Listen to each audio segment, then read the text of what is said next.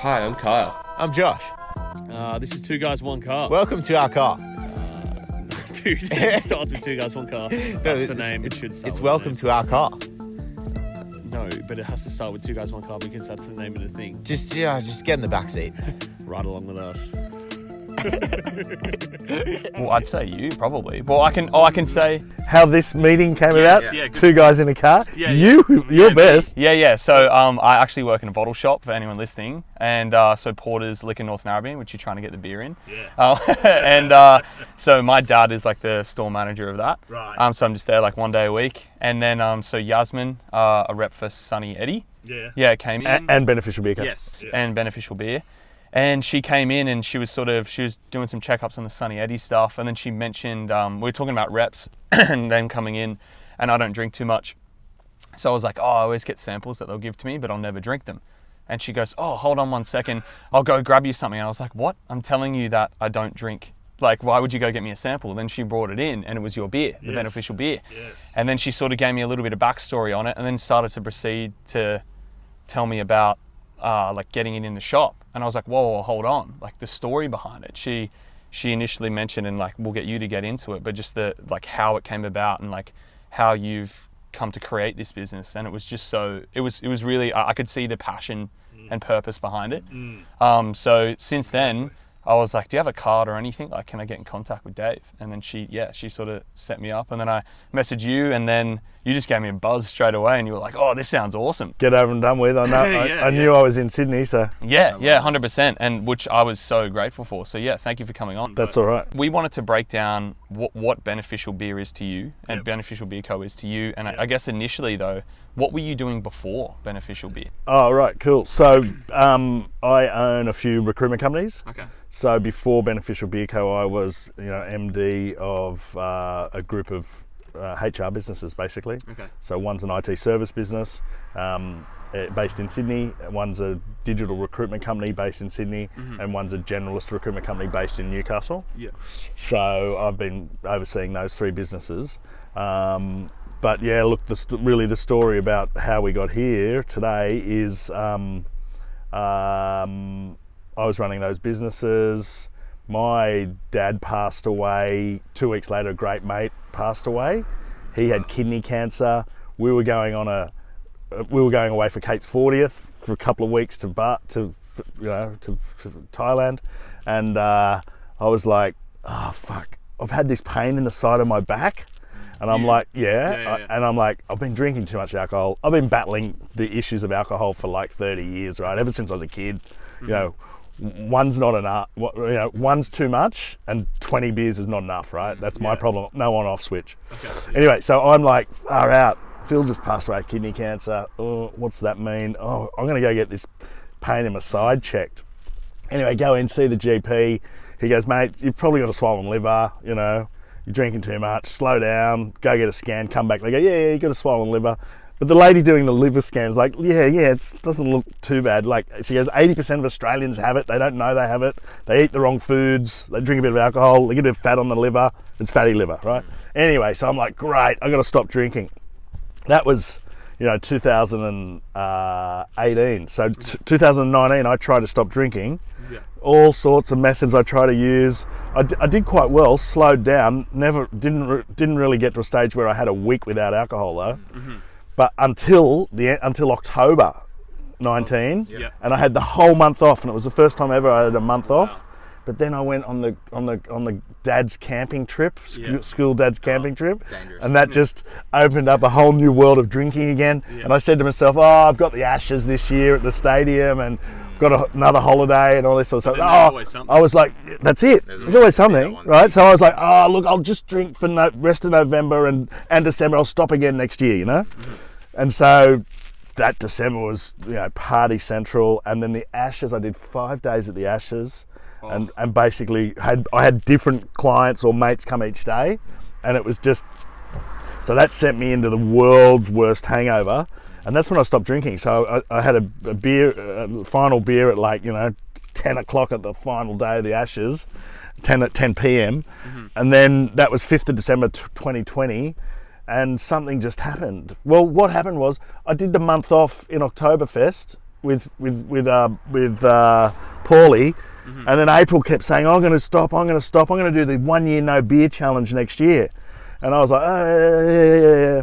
Anyway, 5th of December flew off to, or 6th of January 2020, flew off for 2 weeks holiday, talking to April, and then I said, right, I'll do it as well. So I committed to doing a year of no alcohol. And it was quite easy. First 2 weeks I was in Japan, hungover still. just it was easy not to drink. Yeah, because you didn't came back to Australia January and did another couple of weeks, and it was sort of easy. I was like, this is cool, talking to April every day, texting her. I started writing a chart of days that I was sober, started listening to podcasts. Then I went on our usual ski trip with the boys to the US, did 2 weeks with them and did it sober. Which was an awesome achievement. But while I was away there, I had a revelation. I was like, this is really hard. I was like, I did a month last year. I've never been able to do it before. And when I say I battled with it, 10 years ago, I went to doctors about stopping drinking. I used to take a medication to stop me drinking. Wow. That was 10 years ago. Yeah. Then I met Kate. She said, you don't have a drinking problem. And since then, I didn't do any lessons or help, but I just still had a battle with alcohol. Yeah. So the revelation for the Beneficial Beer Co came when I'm in the US, and I'm like, this is really hard. How am I going to do this? And I'm like, if I'm going to do this, this is like really work, right? Yeah. And this is going to be a passion. So I'm going to start a business around this, because this is where the successful entrepreneurs become famous, because they're like, wow, I'm going to turn this into my passion project. Well, it's mixing both worlds. It's just like, why wouldn't you mix the business with the stuff that you're actually passionate about at the moment? You're probably going to succeed best because you actually care. Yep, well, that's it. So I came back to Australia, and I was going to start a non-alcoholic website selling beer, selling non-alcoholic products, right? Because I googled it while I'm overseas, and I saw one website called Alco Free, Trev on the Central Coast, and so I saw his website, and I was like, that website, that does not look like modern day world. And my recruitment companies, we build website. Our clients are in the digital space, right? Yes. So we know a lot about web and UX and usability, and I know a lot about subscription-based models and all that sort of stuff. Yeah. So I was like, great. I started doing wireframes for this e-commerce play, and then Craft Zero launched and Sans Drinks launched, and they launched with really beautiful websites and all sorts of products and exclusive. And I was like, I missed the boat on this one, right? Yes. So my mate in Newcastle had started Blue Tongue, a craft brewery, years ago, right? And it was really successful. And I just went, well, bugger it. I'm going to, if I'm going to go, because I went to the pub with the boys, and I was like, oh, what am I going to drink? Yeah. And it was like, oh, there's Coke, water. Yeah, and I don't want to be the bloke always drinking Coke and water on a Friday. Yeah. There was Heineken Zero was out, so it was like awesome. Yeah. But it wasn't on tap, right? Yeah. And I'm like, so I said to the boys, right, I'm going to start a brewery. I'm going to start the first non-alcoholic brewery, so I can have a beer on tap at your pub, Ty, on a Friday. Yeah. I said to Ty, thinking he might be in. You in? Because he did a brewery. He said, no, I'm not going anywhere near a brewery. I said, oh, cool. Anyway, fast forward 2 years later, I know why he said no. We'll talk about that. Yeah. But so then I went, right, and I rang Matt Johnson, who was his creative director at Blue Tongue. I said, Matt, I'm doing this sober thing. And he's like, yeah, I need to do that too. I'm not going to do it though, but good on you. And so him and I had this relationship online about being sober and not sober. And then I'm going into a beer brand, and I was like, I'm going to call it Tasty AF, Tasty Alcohol Free, or Tasty as Fuck, right? So, and he's like, yeah, cool. So he did all this creative for me. Yeah. And then so we had this creative thing going, and I'm like, cool, we'll do this brewery. And I'm like, in my mind, I'm like, great, I've got me, the sales guy. I've got Matt, the creative guy. We've got the brand happening. I need the brewer. So COVID hit, and we're like, oh, fuck. Anyway, came out of COVID, April, ran around all the breweries in the inner west, going, well, yeah, I'm Dave Jackson. I'm an entrepreneur. I've got this brand. I'm going to build this brand, this business. I can raise money to do it, but I need you, the brewer, to help me brew. And they're all like, yeah, see ya, mate. We're so busy. Yeah, we're so busy. The COVID, they all had to can their own beer, and COVID just took off. Alcohol just boom. So there was no hope, and I'm like getting really disillusioned, going, well, fuck me. This is my sober thing. I'm still sober. I had a beer. I'm like, I want to create my own beer, and I'm like, it's got to be able to be done. And I'm talking to Mum, and I'm like, right, I'm just going to go and raise the money and you know, put it out there. I'll do a deck. I've got the good branding, you know, I'll put it out there. And she's like, do you know how to make beer? I'm like, no. She goes, well, you can't raise money from people without knowing how to make beer. So that was in the back of my head. And all of a sudden I'm Googling, I'm looking at non-alcoholic stuff or breweries and whatnot, and up pops Queensland TAFE. Come to Queensland TAFE, learn how to brew beer. Interesting. And it was like the only course where you actually work in the brewery. Yeah. And I'm like, yeah, that's me. Yeah. So I was like, Kate, hey, there's this course. I've probably got Buckley's chance of getting in. I'm a 48-year-old sober guy. Yeah. And there's only 10 positions, and the first intake they had 80 people apply. Oh, okay. I imagine there's going to be another 80 or 100 apply this time. Anyway, she goes, no, apply, that's awesome. You know, it's good to educate yourself, even though you are old, you know. And you got these recruitment companies that are successful and they're okay. You should really focus on those and not this non-alcoholic beer thing. Anyway, so I applied, and cut a long story short, at the same time, Kate had been stood down from Qantas. Okay, yeah. And at the same time, we were sort of disillusioned about buying a property in the eastern suburbs with the values that were there, and we sort of missed the boat 12 months before with the budget I had, and so it all collided. And then October, Kate goes, oh, I've seen this house in Brisbane. Oh, and I'm like, oh, well, I'll probably get into this course. I might not get into this course, even if I don't. So we bought this house online, and then 3 weeks later, the TAFE rings up and says you're in. And it was just like, yes, you beauty. So, and then the 1st of December, the borders open up so we could go and get William into a school up there. Yeah. And then 20th of December, the borders shut. But anyway, we got across, right? Yeah. So, I went to TAFE last year, did 6 months at Queensland TAFE, which was awesome. Yeah. You know, I'm the only bloke there out of there's some girls, but I was the only student doing non-alc. Yeah. But we weren't brewing non-alc. Yeah. Yeah, that was the undoing of my sobriety. So I did the full year. I actually did 445 days till the guys are like, mate, you got to start tasting this beer you're making. Yeah. So from tasting beer, that just went right. Oh, fair enough. I'm back drinking. But yeah, that was the genesis of the beneficial beer. The biggest thing that like hit for me was that like the catalyst for you making that change. So with you saying your dad had passed, Yes. and you like that was through like alcoholic. No, it wasn't. He died from Alzheimer's. Okay. Yeah, Right.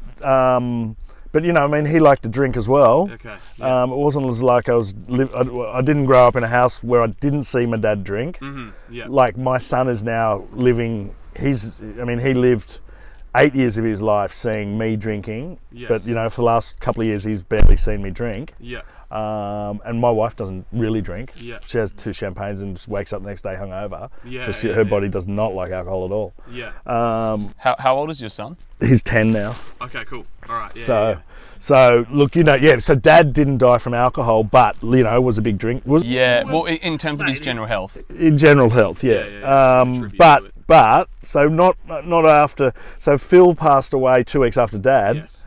And then I went through that whole, I've got to get sober. And then two more mates passed away in quick succession.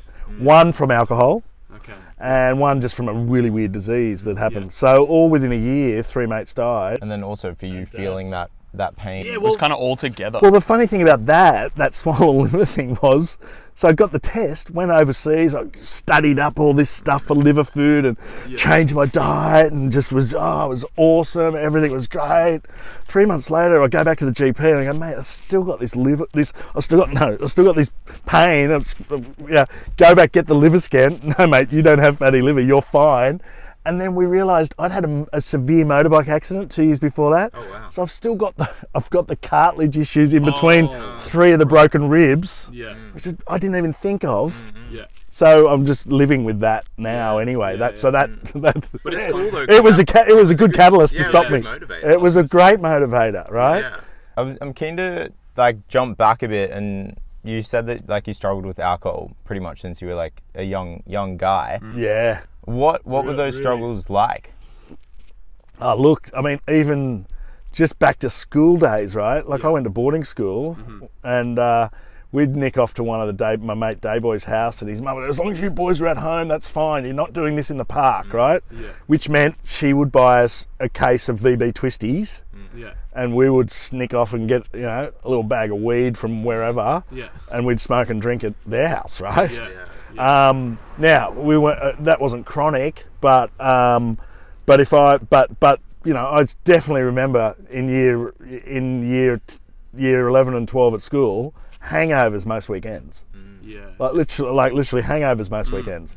So that was the start of it as a fucking 17-year-old, 16, 17-year-old, getting severe hangovers. I mean, we were getting those bottles of those half bottles of Zambuca each, and a case of twist tops each, and that'd be us for the weekend, right? So you'd start on the Friday night and you'd probably knock off half the case and the thing of Zammy, and you'd wake up the next day and you'd finish the rest of the beer. Yeah. And smoke dope, right? Yeah. So It's just the habit of it was that, right? Yeah. And that was it, And then so since I was 20, I mean, I had that year off booze when I was 49. So really 30 years of. How did you find it affected your mental health as well? Obviously, it's Right, hard well- to have a reference point when you're not drinking because you were just doing it for X amount of years. No. It's a good point. And I was only thinking about this the other day because I think it's when you get to the age of that. Some people get it in their 40s and realise, and I probably got it. I probably got the issues in my late 30s and realised, and then couldn't control it and just couldn't knock the fucking cycle. Yeah. But I definitely think in that 40s period that was the depression and it was the mental illness that was worse than anything, right? Yeah. So I think in your 30s it was the hangover that was bad, Yeah. right?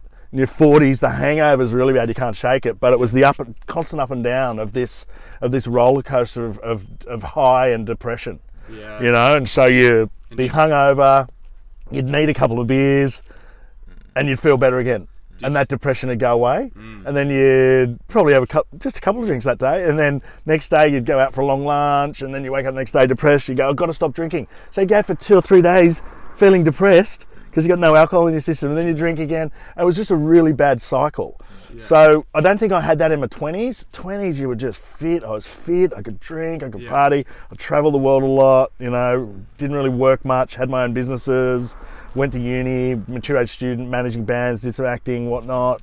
Got my first job when I was 29 in recruitment, and then all through the 30s worked in recruitment solidly, really hard. And then halfway through the 40s, until S2M slowed down. But yeah, the mental illness is the impacts of alcohol on mental health. Yeah. Why do you think it's so hard to shake?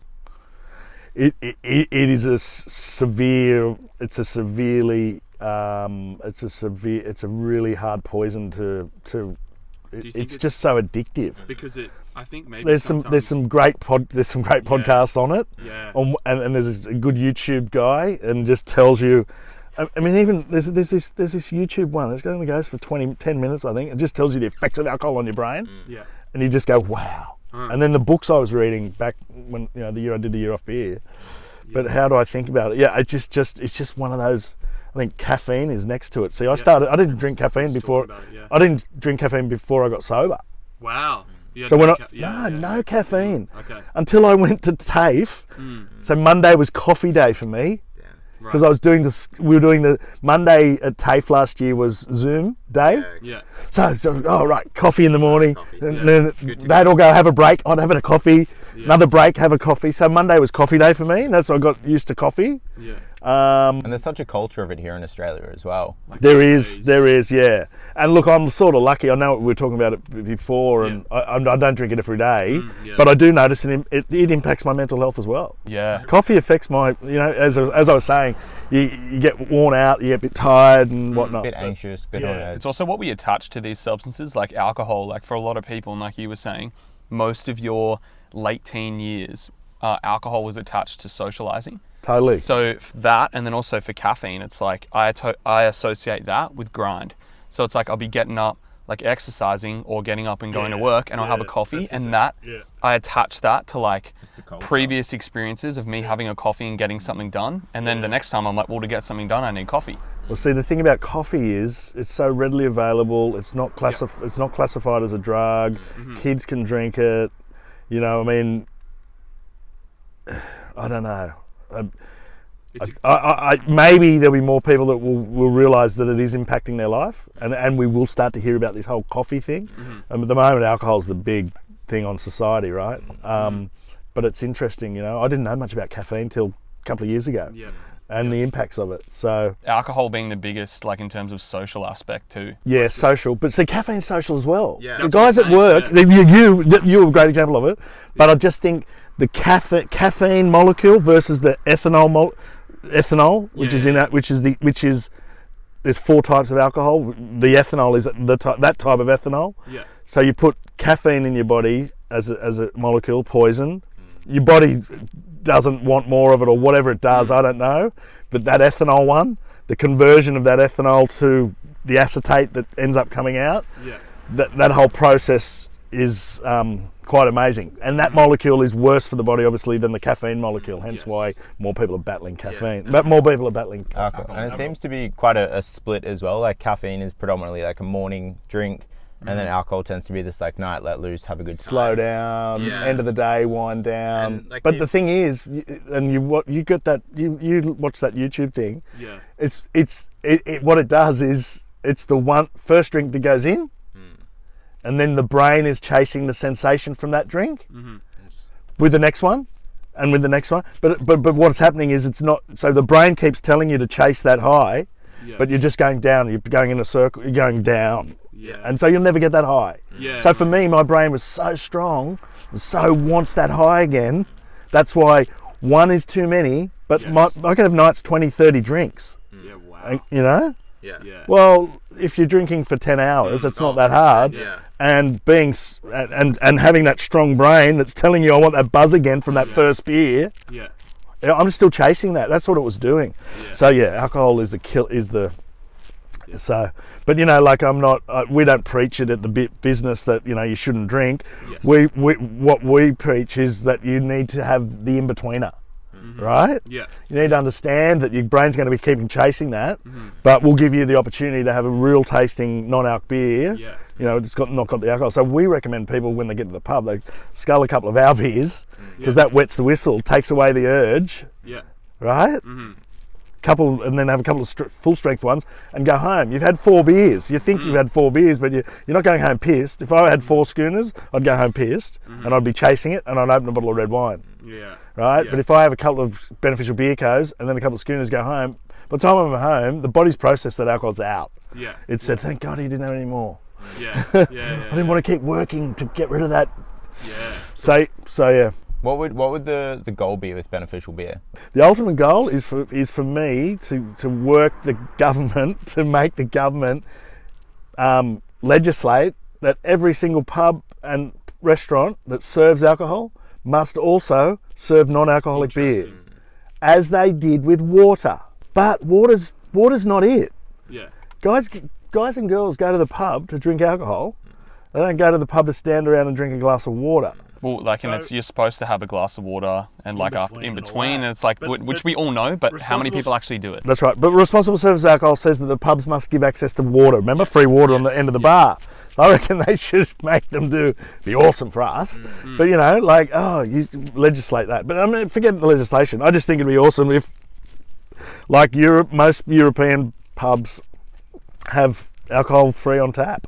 Yeah. Now here we've got glycol systems that freeze the non-alc beer, Okay. so you can't readily put it on tap because alcohol freezes. Water. They're different boiling points. Yeah. Right? Okay. So if you don't have alcohol in your beer, it'll freeze at 0. Oh. Whereas when you've got alcohol in the beer, it can go to, I think, like -1 or 2. Oh, right. And alcohol doesn't freeze. You know, like vodka in your freezer. Yes. Yeah. It doesn't freeze, right? Exactly. Yeah. So yeah, look, the ultimate would be that that we help change. We helped over the years of being in business and the education, that we help change the perception amongst.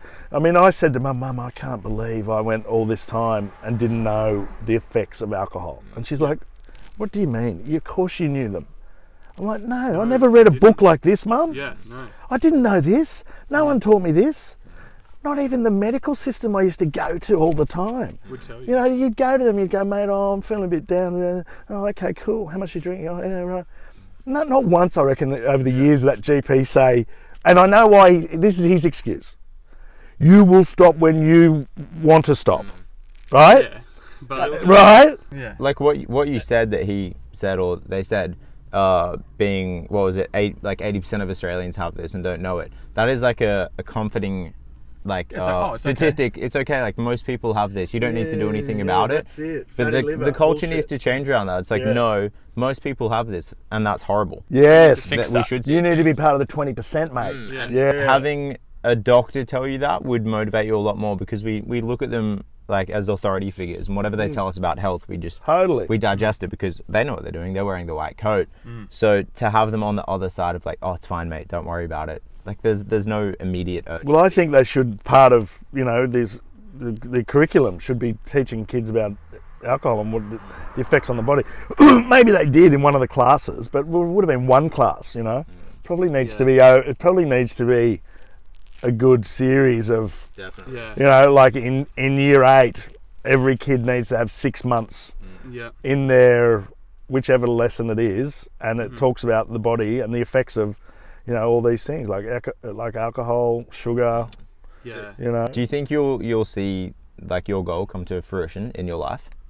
I think it'll be a tough one in Australian society, but I think it is.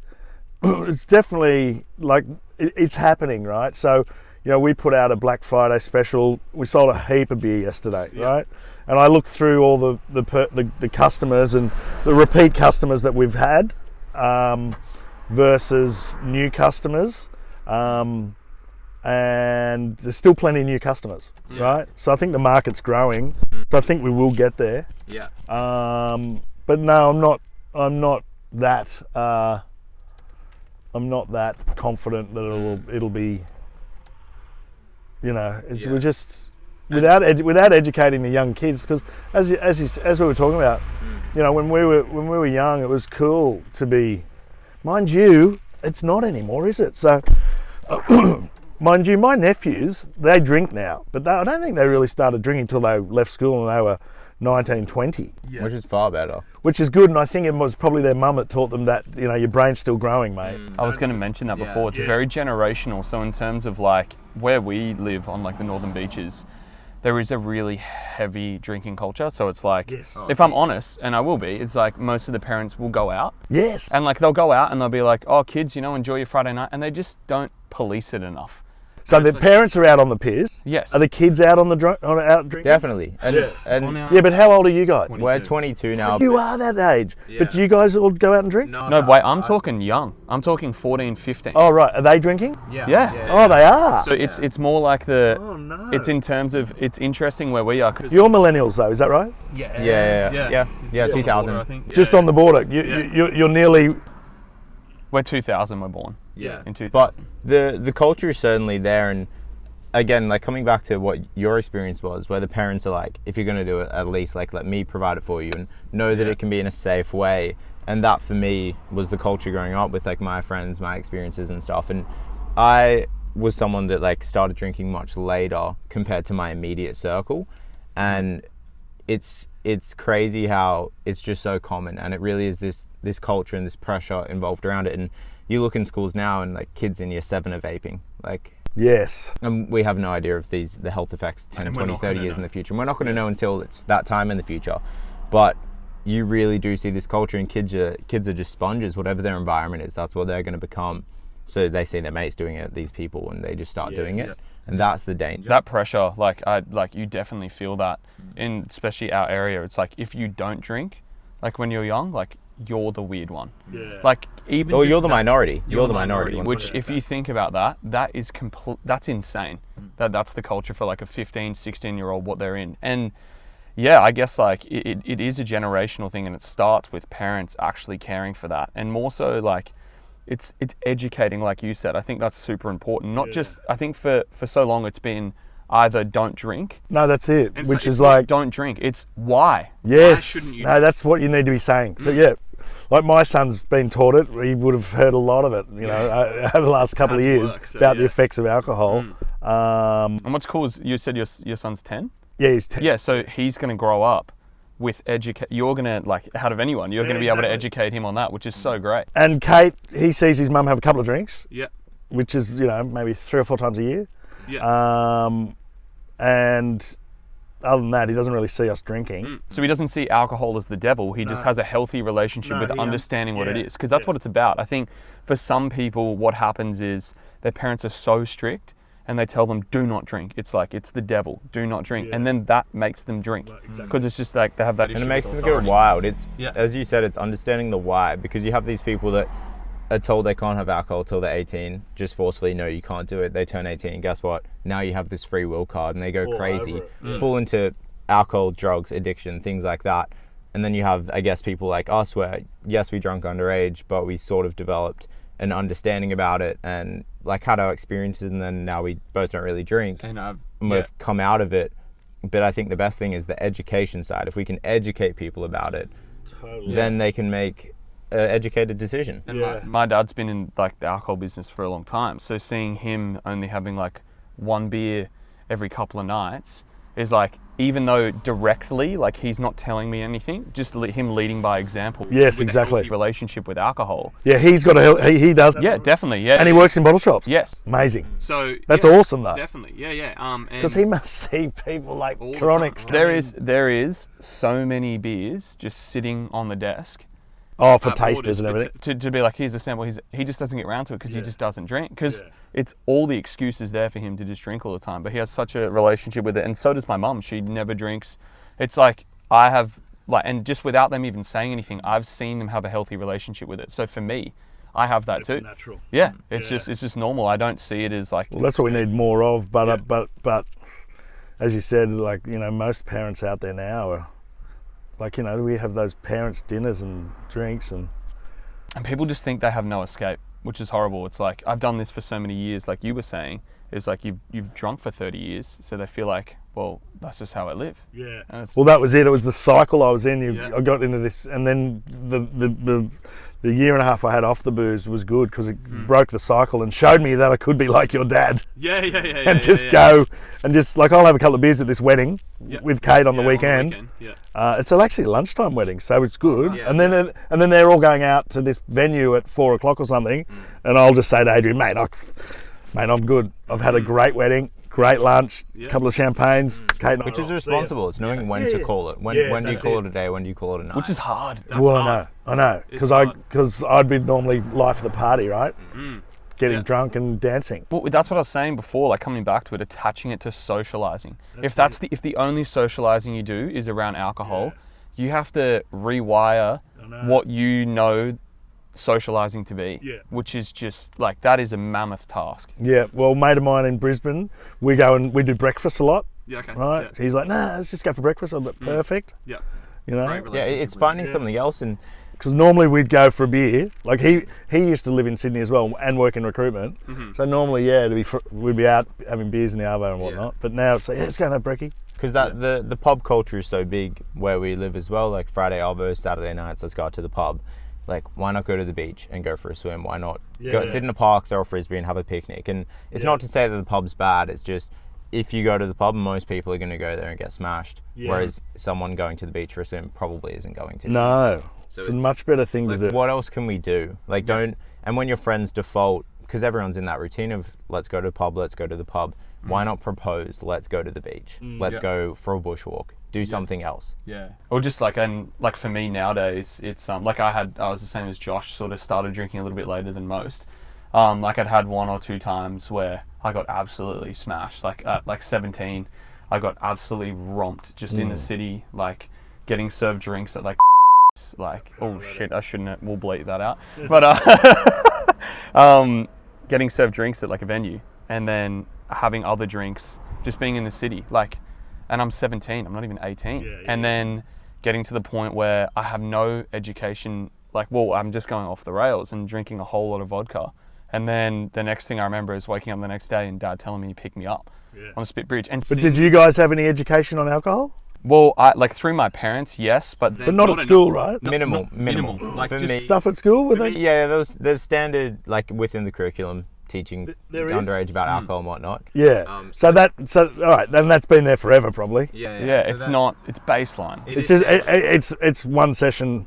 Yeah, it's a class, it's a topic that you're talking about for 5 weeks or whatever it is. It's probably and what's crazy, it's probably in the syllabus, as in like, we need to teach you this to like tick that box, not we want to teach you this. No, that's a good call. Yeah, and You need the want. Yeah, and we need to teach 100%. And you Yeah. quite often find from the teachers as well, they're not idiots. They understand that the kids are going out and drinking, so skimming over it. they're like teaching you, but also saying like, I know most of you are gonna drink or do drink at this point in time, but like here's how you can be responsible with it. It's like no, like don't succumb to it. It's like, again, you shouldn't be like, no, don't do it, but it's just not enough. Find a better way to teach kids about this stuff. Definitely. But yeah, like, so that one time Dad picked me up, and the disappointment from my parents, just like that just made me like, there's no way. Yeah, that's good. There's just no way that ever happens again.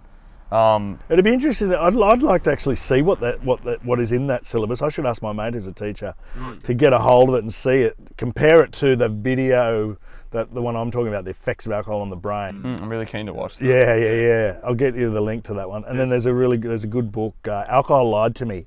okay. Oh, That that's cool. that by Craig someone, but that book. Really, it's a really hard-hitting book. A mate of mine, I sent it to a mate of mine. He goes, "Mate, I can't read this." Yeah. And the other mate was like, "Oh yeah, I understand why you stopped now." Yeah. It just says you this alcohol. Have you heard of Andrew Huberman?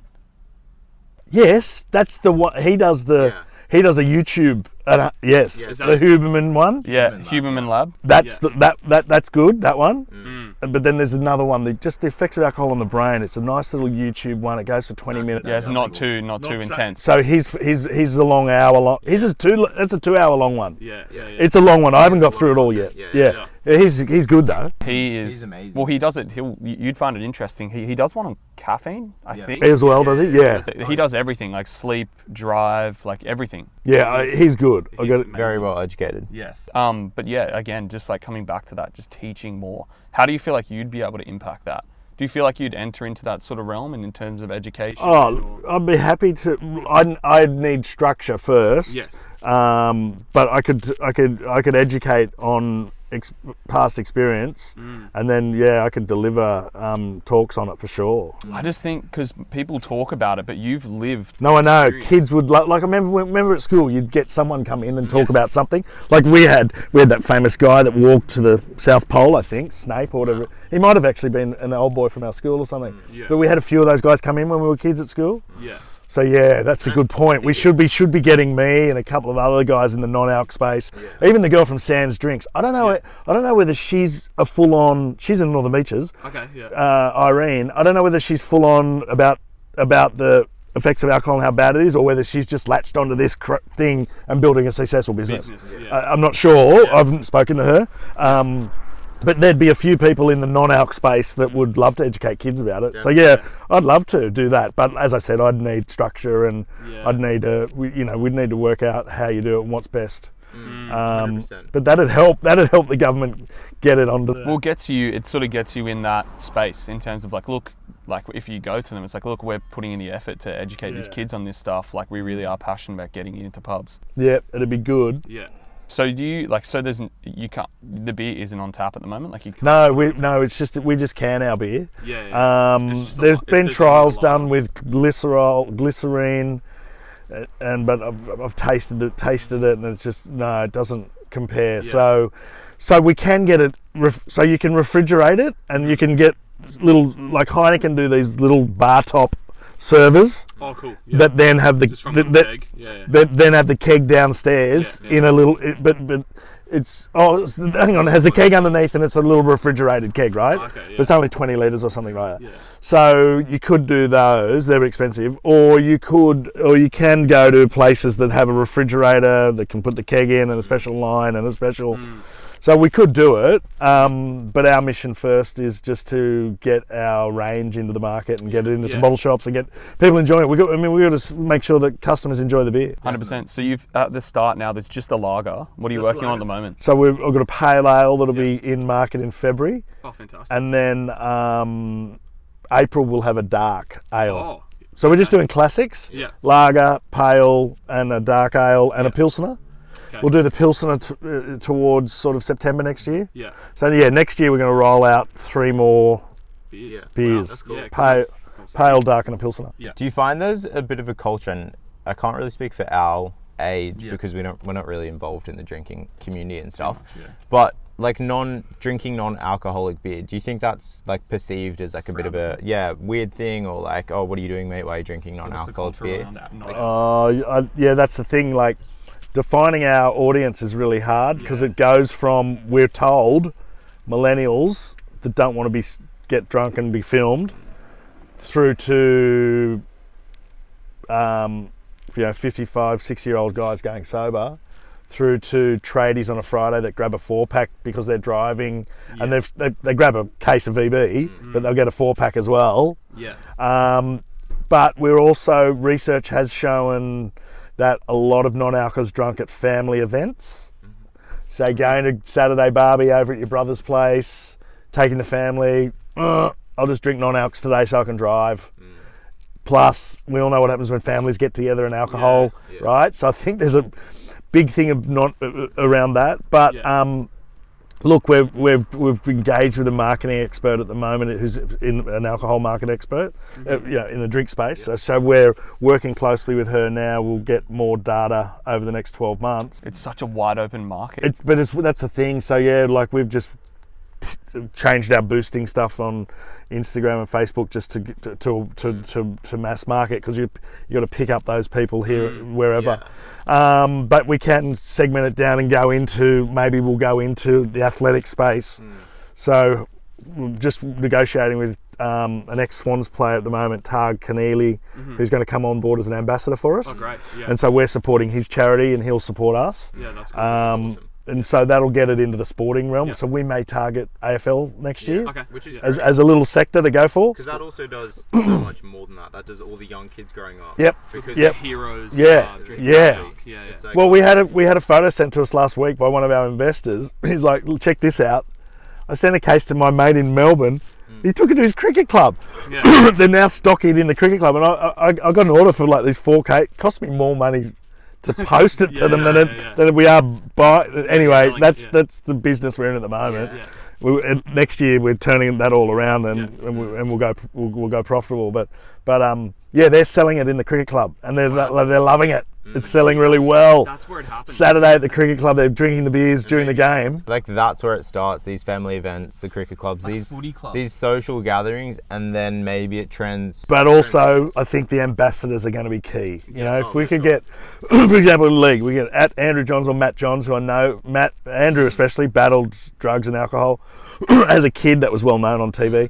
You get someone like that believes in the beer, believes in what we're doing, and get someone out of a cricket team, get someone out of more AFL, get someone out of netball, someone out of basketball, and you get a whole swag of ambassadors supporting you, and then going to their events, then that'll educate a lot of people. Definitely. As opposed to just us trying to sell it to bottle shops and running Facebook ads and Instagram ads and doing some events and some hyperlocal marketing or some sampling down at Manly Wharf Bar. I think the ambassadors are going to be really big. I think big. Yeah. And so we're going to support they've got a charity called WNOW, W Now. Yeah. Targ's charity. It's for men's mental health. So they've just won awards from the New South Wales Commissioner for Mental Health for the charity they started. They do a men's group on the beach at Coogee. They've just started one on the beach at on the North Shore, but not on the coast. Down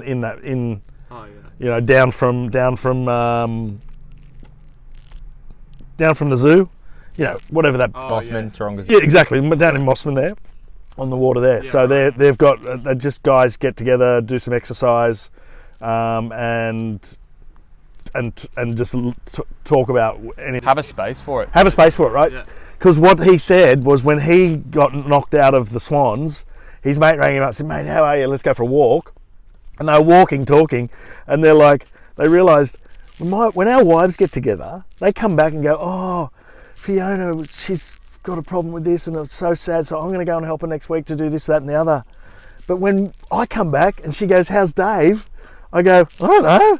I didn't ask him. We didn't talk about that. We talked about the Gaelic football last weekend and we talked about what we're doing for next Saturday when we get the next Guinness in." Like, we're blokes. We don't talk about that stuff that you and his wife talk about over a coffee. So they changed it and they mixed it up, and then that's what this group's about, Yeah. right? awesome. You know, they have a coffee, and they sit down, they have a coffee, and they talk about, how are you, mate? Are you good? Yeah. Everything all right? Yeah. Nah, I'm stressed. I think I'm going to be sacked. I'm going to lose my job. I got mortgages. I got everything. Yeah. And they're right. And then what can we do to help? Right? Yeah. So- It's better to, like, that form of conversation is addressing issues in your life and trying to help your life, whereas the other form of conversation is more just distractions. So you can have a good time with them talking about footy and stuff, but it's more distracting you from what's really consuming your mind, which is the stress of life, like losing your job, whatever it is. And I think it's really cool to see that there's these initiatives around that people are starting. Yeah. And coming back to the alcohol side of things, I was just thinking, how do we change like people's mindsets around alcohol? Because a lot of people our age, the reason they drink is, because it gives me confidence, I don't care about what people think, and I can just have fun, whereas I can't do that if I'm sober. I can't dance in front of people if I'm sober.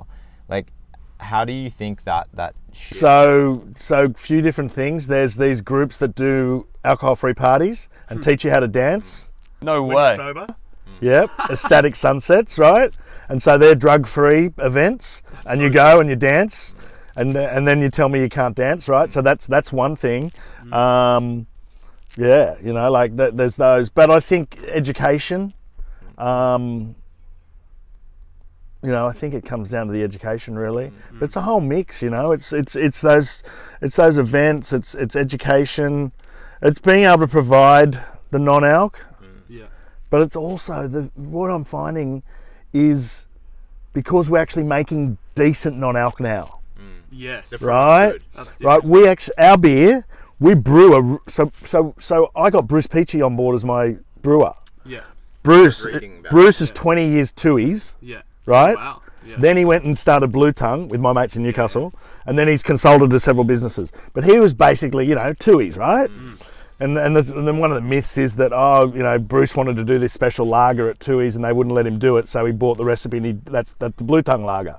Anyway, it's near enough our lager as well, right? It's a shit hot beer. People love our beer. We brew a real beer though. We brew a mid-strength beer, and then we put it through a special machine with filters in it that removes the ethanol only. Wow. Okay. So when it goes through reverse osmosis. Yeah. So the technology is a lot better now. Yeah. So Well, there's a time investment in it, yeah. that's it. So with education, with events that are sober events, with better beer, with ambassadors, you know, I think we'll get there. But really, I really do honestly believe it comes down to the product. Yes. You know, like And the accessibility. so, and accessibility, right? So the product and people like your dad will start to take our beer on because they'll taste it and go, in fact, golly, that tastes like beer.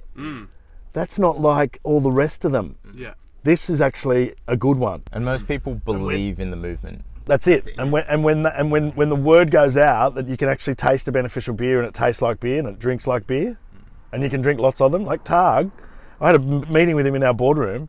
Like 14 minutes into it, he'd drunk one beer and he looked at me and he went, "Can I have another one?" And he looked at Dave and he goes, "This is the first non-alc I've been able to drink more than one of." Yeah. Wow. Right? Because it tastes like beer. It's not yeah. like we make a real beer and just take the ethanol out and leave all the beer structure there. How are the other? How are the others doing usually it? done? Right, the big boys are using vacuum distillation. Okay. Yeah. Right, a big, expensive $1 million machinery. That's vacuum distillation under pressure. Sometimes that impacts the beer because some of those machines are done under heat, Okay. and that impacts the structure of the beer. Ours is reverse osmosis, just through a filter. It's slow and expensive. Yeah.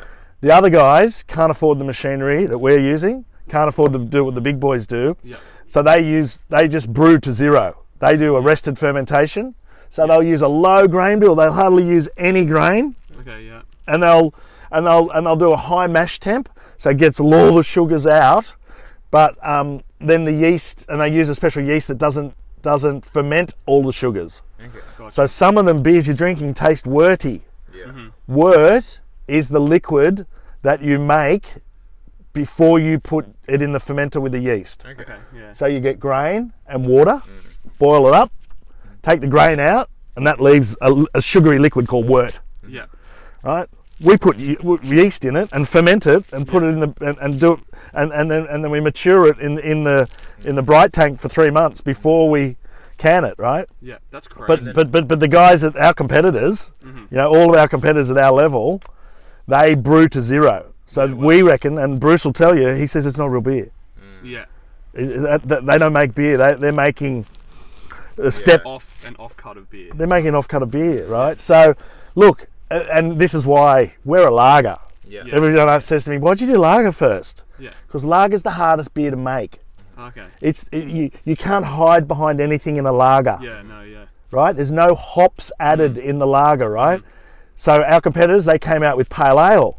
Because pale ale's easy. Yeah. You chuck in all these hops at the end, dry hopping, you get all the fruit, that covers up the sugary wort. Exactly, yeah. We don't have a sugary wort because we ferment all our sugars to alcohol, then take the alcohol out. Yeah. And what do you do with that? What do you do with the ethanol? It's turned into a seltzer. Oh, cool. Yeah. Is that... That's not our beer. It's not. We use contract brewers. Okay. We don't have our own brewery yet. Yeah. But if and when we do, we're going to do a beneficial seltzer, but it'll be like 1%. Yeah. So just Healthy. Yeah. Good for you. Yeah. And a lot of people are moving into seltzer based off, like I know my dad has it, is like he has a like reflux. Yes. Yeah, so he has with that now. So he drinks a lot like less beer, and he sort of starts drinking Seltzer, yeah. I've got a mate who drinks seltzer because there's low calories. Yeah. So it just doesn't like blow you up as. So ours is really low calorie as well, 62 calories a can. Wow. Because we take all the alcohol out. Yeah. Right? Which is majority of the calories, I'm assuming. Yeah, but then our competitors, why aren't they low calorie? Because there's... Because they don't brew a real beer and remove the ethanol. Yeah. They don't ferment all the sugar. Yeah.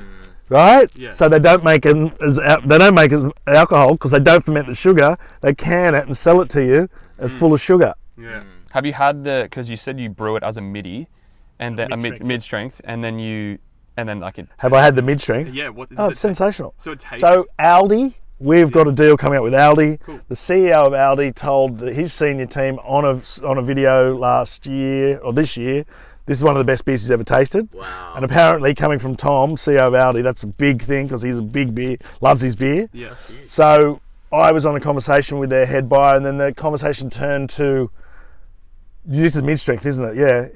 He said, do you think you could do it as maybe we could buy it with as a locally produced mid-strength? And we're like, yeah, of course you can. Yeah. So they've said, let's just do the non-alc first, get that in the process, work together, and then, so we haven't formalised the contracts yet, but hopefully that'll happen this side of Christmas. Oh wow. We're supposed to be in store in April. That's exciting. Congratulations. Yeah, it'll be good. But yeah, they want, so we, they may take the mid-strength. You can run with that. And where do you source all your ingredients from? They're all, Would do that. yeah, our brewers do that. Yeah. But it's all locally Australian made grain and yeast and water. And how important was that for you to stay in Australia? So very important, as was being brewed under solar power. So all of our production for the beer is done under solar power, offset by solar. But we can't control how it gets there or when it leaves the brewery. We're not big enough yet. Yeah. But that was important. Yeah, so that's another thing you want to push forward. That was so loud. Boys.